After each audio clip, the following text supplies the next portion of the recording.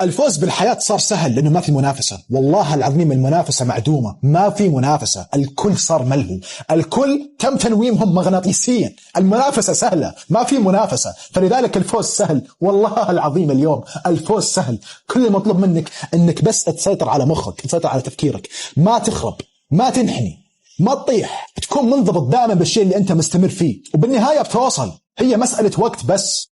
اما جيت اسال انا عايز ايه، لقيت الحاجات اللي انا عايزها بعيده عني قوي لدرجه ما تحفزنيش. يعني عايز عربيه فيراري، طب انا عمري ما شفت الفيراري ولا سوقتها ولا ركبتها، فمش محفزه للدرجه. فسالت نفسي طب صلاح سيبك من انت عايز ايه، هو انت مش عايز ايه؟ انا مش عايز اقعد في قعده مع اصحابي في مطعم وابقى مش قادر ادفع. انا مش عايز امي تطلب حاجه وما اجيبها لهاش. فلما تبدا تسال نفسك ايه اللي انت مش عايزه، هتستبعد الحاجات وهيتبقى لك اللي انت عايزه.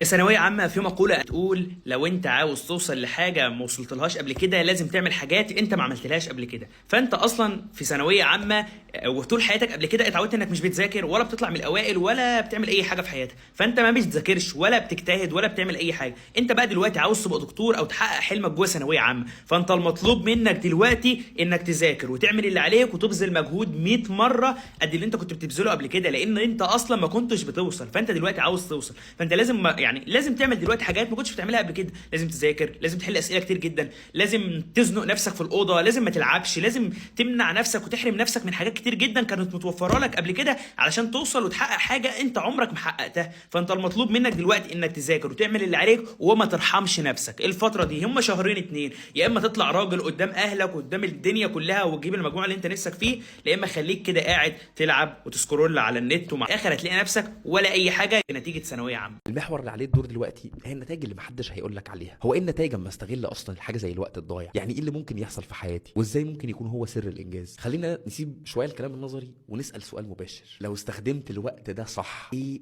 فعلا ممكن يتغير؟ وزي ما بيقولوا كده لونج ستوري شورت، لكي نجعل كل الكلام اللي جاي مختصر ونقول لك استنتاجه: اللي هيتغير مش تركيزك ومش انتاجيتك، لكن اللي هيتغير فعلا هي طريقه تفكيرك نفسها. الباحثه ميري هيلين اللي اتكلمنا عنها من شويه، ميري هيلين وزمايلها دول عملوا ايه؟ درسوا تاثير لحظات التامل والهدوء على المراهقين، وقاسوا نشاط المخ اثناء التفكير الداخلي اللي هو التفكير اللاواعي اللي احنا قلنا عليه، وربطوه بتطور الشخصيه واتخاذ القرارات بتاع المراهقين دول. اكتشفوا ان اللحظات دي كانت مرتبطه بفهم اعمق للنفس ووضوح اكتر في القيم بتاعه الانسان، والقرارات بقت متسقه اكتر مع نفسه. يعني انا عندي المبدا الفلاني، فالقرار اللي هاخده هيكون متسق مع المبدا اللي انا مؤمن بيه ومقتنع بيه من جوايا. فالمخ في اللحظات دي زي ما قلت لك هو مش بس بيديك الوضع بتاع الابداع، ولكن بيجبرك تفهم نفسك، بيحل مشاكل وبيفهمك انت مين فعلا. اما الزاويه التانية اللي نفهم منها القصه دي ان القرارات الكبيره اللي بتحدد حياتك بتحصل برضو في لحظات هدوء، لان الضغط بيخلي التفكير اضيق واقل في المرونه. اما الناس اللي بيبقى عندهم مساحات راحه حقيقيه، مساحات دماغهم بيفصلوا فيها، مساحات نفسهم وافكارهم متسقه مع بعضها، بتكون القرارات بتاعتهم اكتر دقه من غيرها. فاللي هيأثر عليه انك تستغل الوقت الضايع ده لصالحك انه هيجنبك ان اخطر قرارات حياتك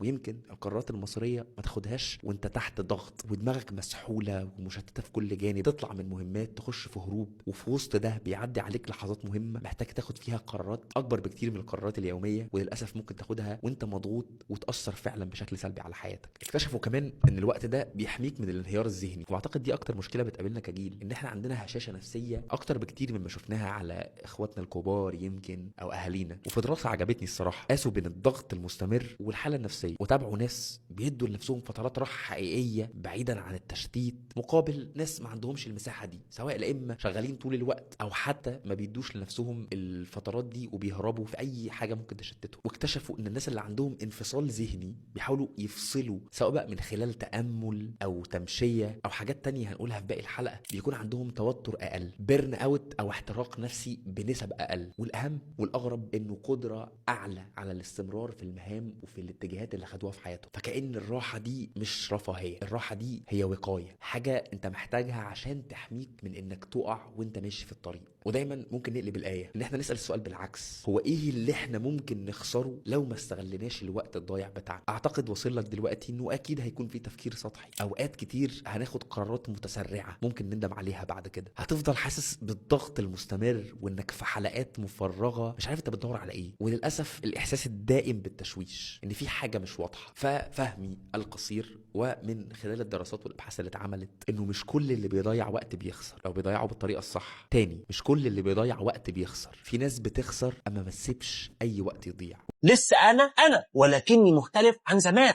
معظمنا لديه حياتين، الحياة التي نعيشها والحياة التي لدينا القدرة على أن نعيشها. انت عارف مشكلتك فين، يقول أنت عارف وش الأشياء اللي لازم تسويها وعارف حلها ايه عشان تخلي حياتك أفضل، وعارف الحل ده توصل له ازاي. بس المشكلة إنك ما تسوي. هل عندك حاجة أهم من إنك تسعى إنك تحسن وضعك؟